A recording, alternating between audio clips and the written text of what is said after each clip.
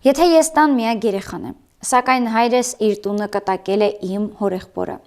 արդյոք ես ունեմ պարտադիր բաժնի իրավունք։ Կտակի ազատությունը ենթադրում է, որ կտակարարը կարող է ցանկացած ձևով որոշել իր գույքի ճակատագիրը, կտակել այն ցանկացած անձի և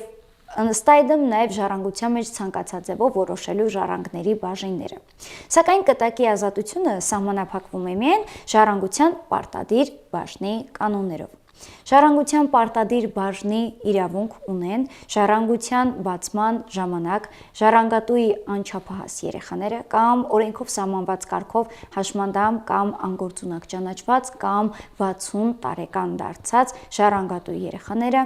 ամուսինը, ծնողները։ Միայն այս անձինք ունեն պարտադիր բաժնի իրավունք։ Ըստ այդմ, եթե դուք անչափահաս եք կամ հաշմանդամ եք կամ ճանաչվել եք անգործունակ, ապա ունեք պարտադիր բաժնի իրավունք։